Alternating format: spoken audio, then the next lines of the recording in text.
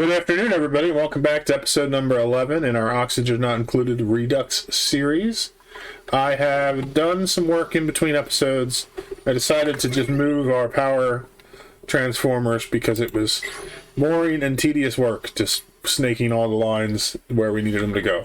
So, if we look at our power grid, we have the main power grid that goes up this way, connects to the power here, and it comes down this way all the way to the bottom. For the most part, I have the lines connected to the closest side. This is our base, which is using the most power, so we have a bunch of lines going in. I thought about doing this differently and redoing it so that we had one main heavy transformer wire going in, and then having these lines be smaller, but I kind of like this, and then it keeps all the transformers on the outside, which is good.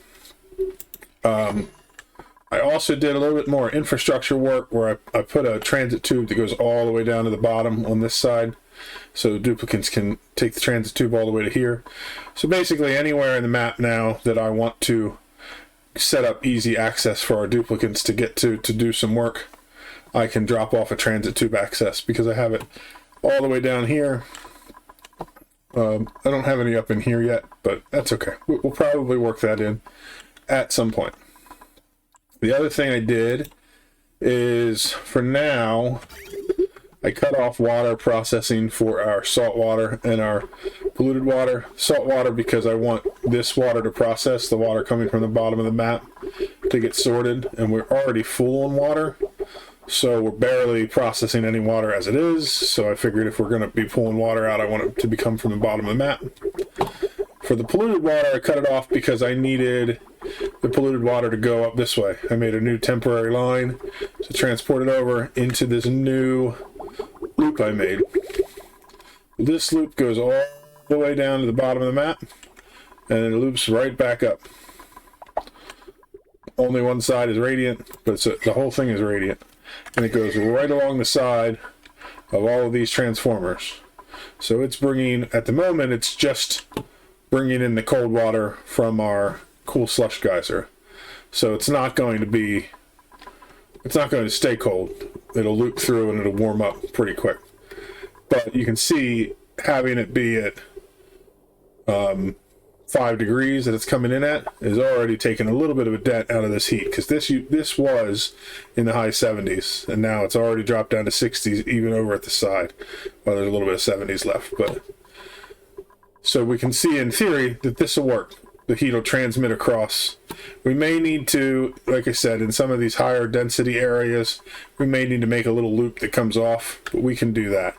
That's not a problem. Down here you can see it's already making a big dent in the heat footprint as it's coming through. But the water is already up to 40 degrees. You know, it's staying hot. So it's not gonna stay cooling for very long. It'll neutralize and start absorbing the heat. So what we're gonna work on right now is tapping in here to do some changes in here for our steam turbine, and putting in another aqua tuner setup right here that will connect to that cooling loop.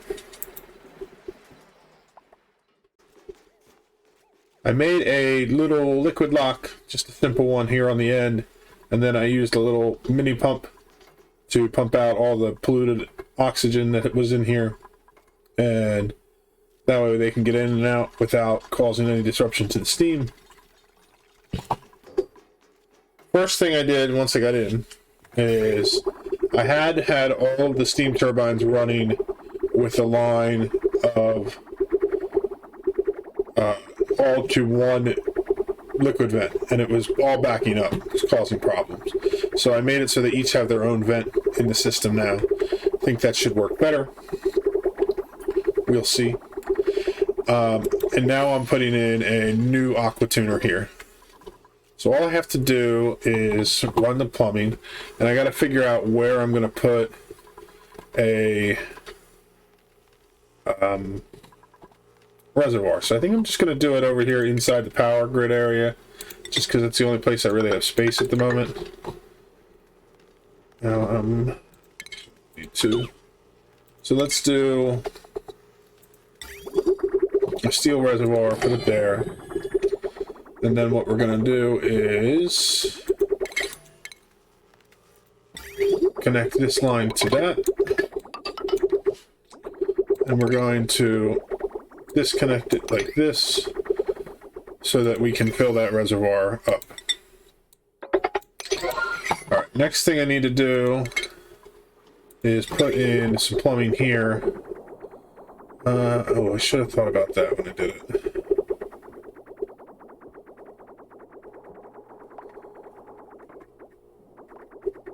Let me think about this logically. I can do it like this. Because we're going to have a line that comes in here. Then we'll have the line come back out like this. Which means I need some ceramic.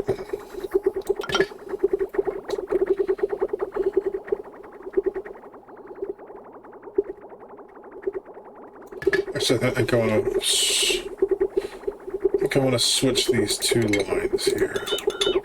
Let's get this part of it done first. So what we're going to do is we want to have a line that comes in. It goes through here and into here. And then when it comes out, it will come out of one of these two. Okay, that's perfect. That means we can do a pump out like this. And pump out, pipe out like this. So that means it comes in here, it goes here. If the so I need it to go like this. So it comes in from here, it goes this way, it'll go over the thermosensor. If it trips the thermosensor, then it'll go into the aqua tuner. Otherwise, it'll go to here, which will jump it across. And either way, it'll come out this side and into here and back out. Perfect. So then all we need to do is connect this, then this, and disconnect this. Now the problem is that means I think that'll be fine. I might need to move the reservoir. It's going to be very far away from this here, but all we want the reservoir to do is to create a large enough pool that eventually the whole system will stabilize. So it doesn't matter that the temperature that's going in here isn't right after the aqua tuner, I don't think. We will find out. We may need to make some adjustments. But so let's let that little mess of plumbing get all connected up. This is, let me think how much we're going to need. I think I'm going to let it go until all of this comes out, and then we'll let it go for a couple more minutes just so we can get some water out. What I think I'll do is let's disconnect the line here, and then we'll reconnect this up to here, and then that way it'll empty out that line, and that'll be fine. Water's still doing great. Perfect. So yeah, all the water that's in this line here will feed its way into this line before we reconnect it down at the bottom. That'll be my plan. So this is almost full. So that's good.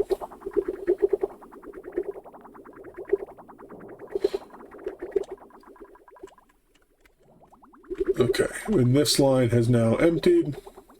So we're pulling the liquid out from up here. So we have all of this to feed in, which will give us the buffer that we need. That is perfect. It's exactly what I want to see.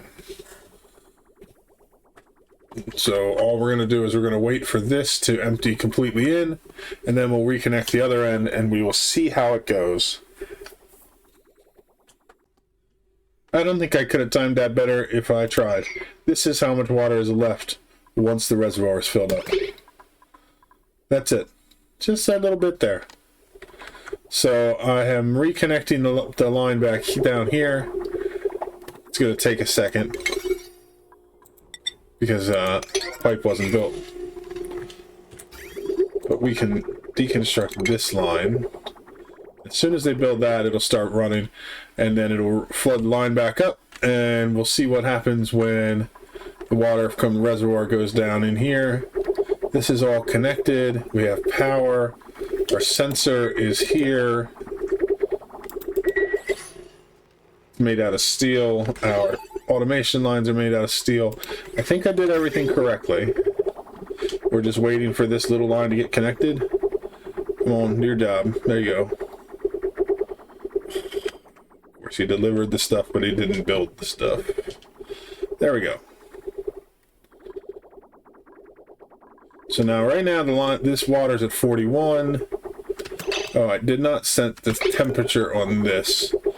Let's say 26 to start. I don't need it to be super cold.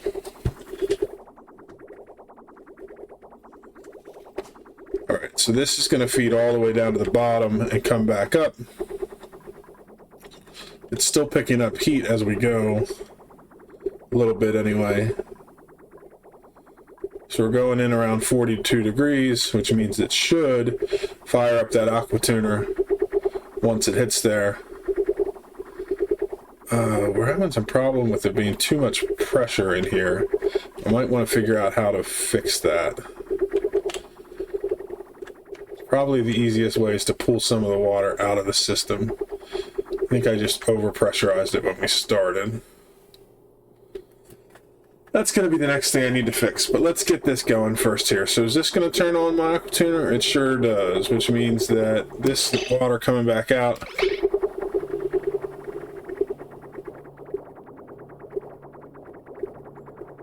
it looks like it's fluctuating. It's a little better though.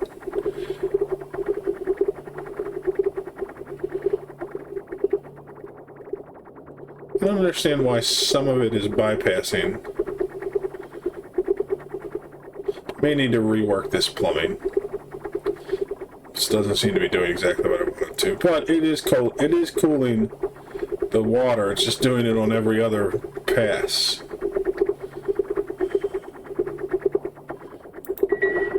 It's odd. We'll figure that out. Next thing I need to figure out, like I said, is these pipes are not venting, which means these turbines are not running, which means the system is not only half efficient, and it's because there's just too much steam in the system. So what I'm going to do is I'm going to take one of these lines, and let's run it like this. What do I have down here? Nothing. So I can just drop this on here, it'll spill down into our water system, and that'll be fine. So I'll put a vent here, and I'll put a liquid bridge here, and I'll clip this line. And so what that means is that this will run, but instead of venting its water back into the steam chamber, it will vent it out in the form of water out into the world, and we can do that until we get to a point where all 6 of our steam turbines are running effectively. Basically, we want to go until we don't see these overpressure symbols, so we can just see the water running through. So I'm going to let that get built, and I'm going to let this loop go for a while, and we'll see how it goes. I'll probably also rework this plumbing, because I don't like the way it's working.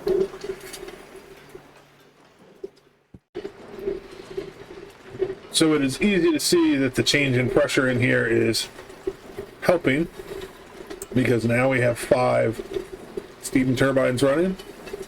Soon we'll have 6, and then we can redirect this again. Also, if we look at our temperatures over here, we can see it's already doing its job very well.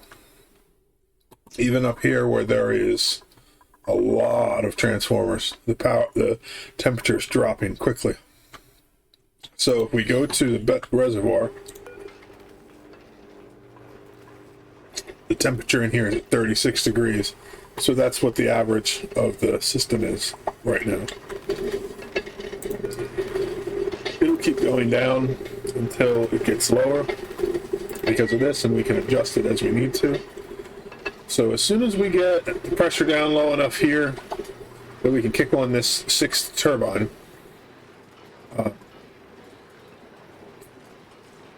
we'll close this back up, I think. I'm also sweeping out these last bits of stuff to make sure I don't accidentally leave anything in there this time.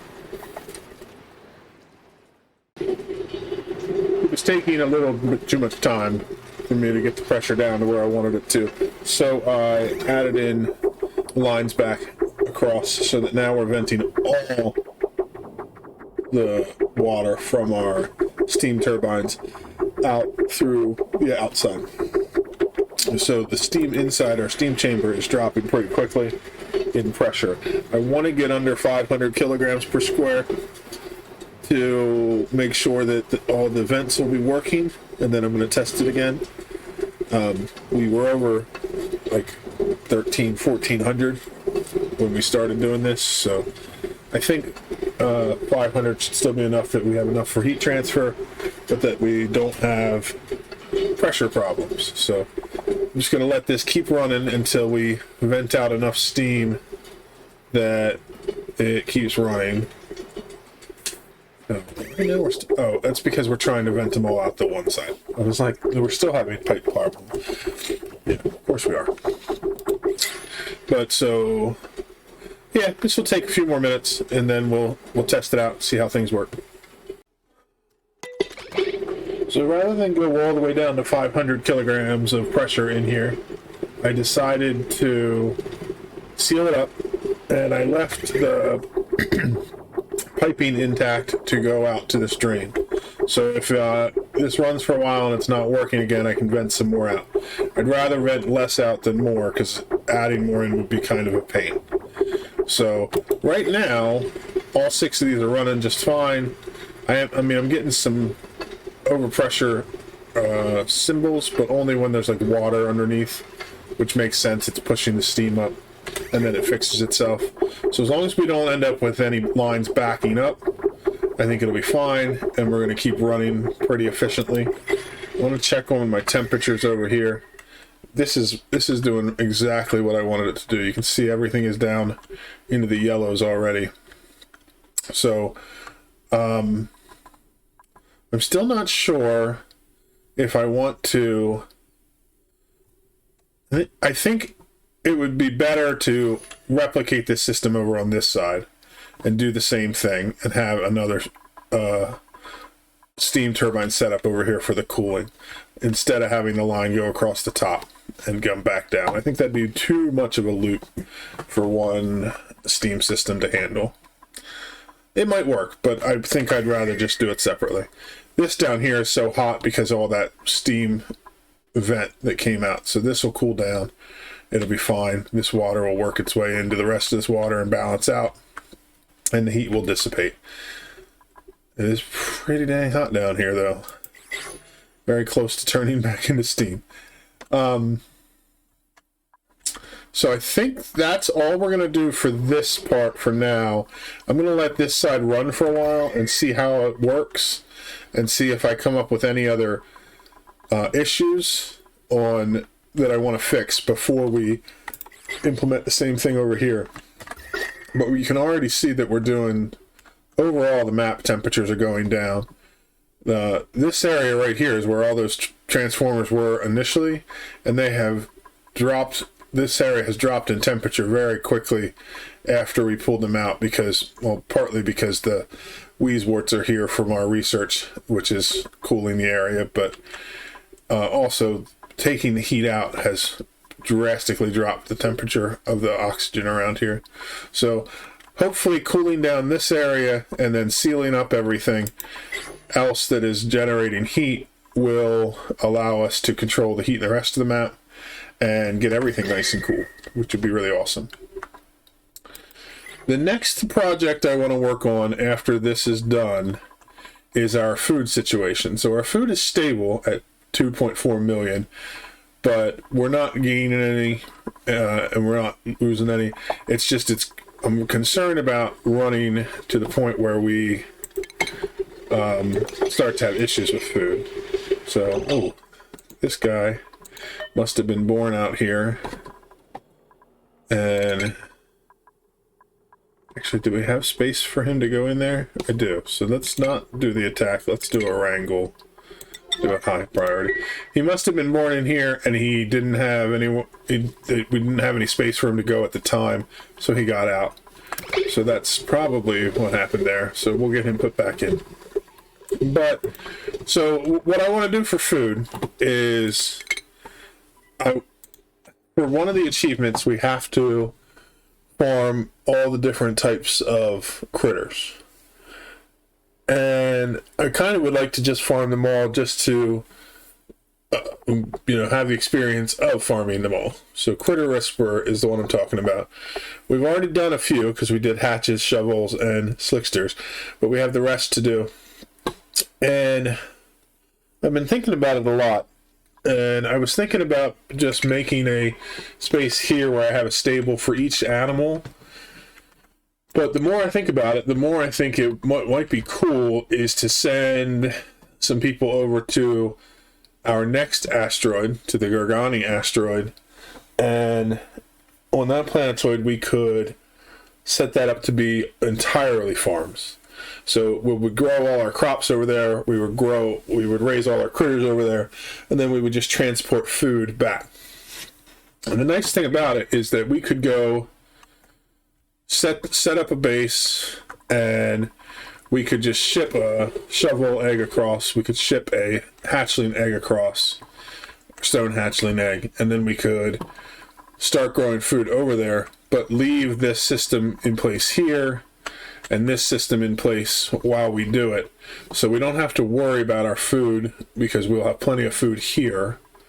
And then once we get it set up over there where we're having food, I would set up the system so that we had food storage, we had food production from the animals and for the cooking all done on Gorgani, and then we just had food shipped back over to the main colony. I think that's what I want to do. But in order to get that set up, I need to get our supply teleporters set up. That's the output. And the input is here. And then we also need to set up our receiver so that it's all working. And then once we do that, we can decide who we're going to send across. And we can pick a couple of duplicates to go and set up our colony over there. Sound like a good plan? Good. I think so too. But we're going to let this run for a while and make sure this is working and make sure everything here is stable first before we head over there.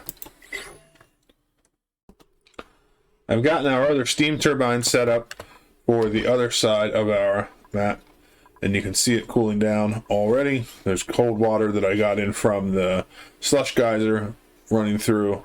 This will keep it cold as it dumps the heat into our system. It's interesting to watch the temperatures change. But so I filled it with water from this line here, so it's got a lot of cool water in it. And the loop is going all the way up here to the top. I still have a bridging on polluted water from our tank so that it'll keep the line populated with polluted water until it's full, and then it won't overfill it. And I have a buffer tank down here. It's pretty straightforward. And you can see it's already starting to cool down this side here. And as soon as it picks up enough heat, it'll kick on my aqua tuner and heat this area up. We also, in that time, managed to get almost all of this last little bit dug out. So we won't have water dripping down into here, and we can start getting the final bits of this water pumped out. And I have continued our water lines down here across to the edge of here. So I can build up and start running lines down to the oil reservoirs down here when I'm ready to connect them. What I think I might do is wait for this room to get all the carbon dioxide out, And then once we have it all out, I might just turn this into a natural gas room and let the natural gas come out of the reservoirs, let the natural gas come out of the geyser here, and then just fill this whole room with natural gas and then pump it out as needed. I'm not sure yet, but that's what I'm currently thinking I might do.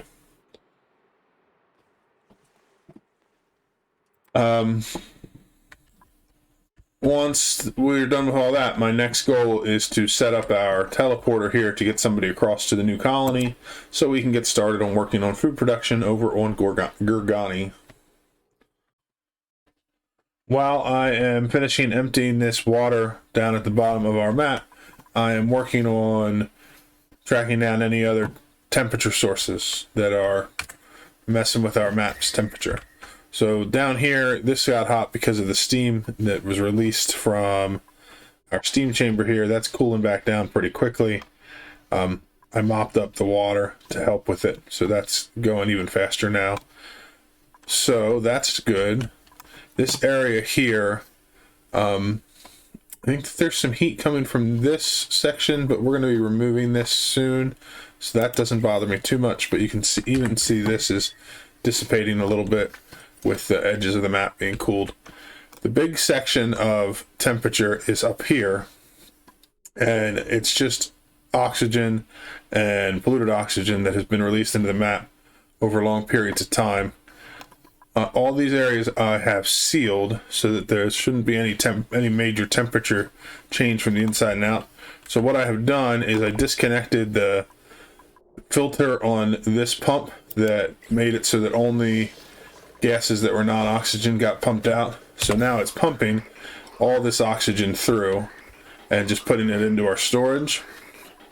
And the reason I'm doing that is because, not that I want to get rid of the oxygen, but I want to try to pull some of the hotter oxygen out, and then oxygen can work its way back out into the outer part of the base from our colony here. It'll just pump it out through the bottom, and it'll slowly cool down the areas around here. That's the theory anyway.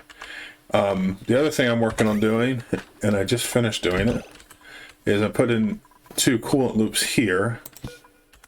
So I'm going to connect these up.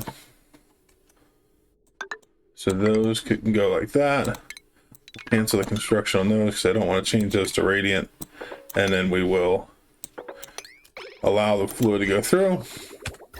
So now we have some cold liquid going through this area. So this area is where all of our oxygen is being filtered through from our oxygen production up here. And if we can cool this area, I think it'll cool down the oxygen going into storage, which means in general the oxygen coming out will be at a more regulated temperature. That's the hope anyway. I don't know how well it's going to transfer with the setup I have right here, but we're going to let it go and see. Certainly can't do any harm. But you can see how this is all very warm. This will help cool it down.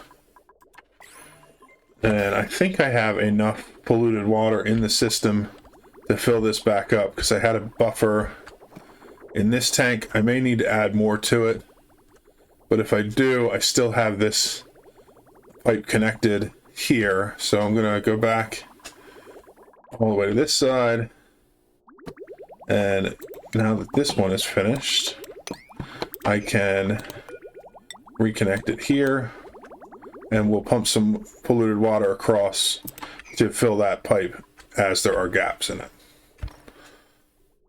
We may not need any. This may come up here and then it may not do it, but if this reservoir down here empties out and it leaves a gap in the pipe, this branch will fill it back up.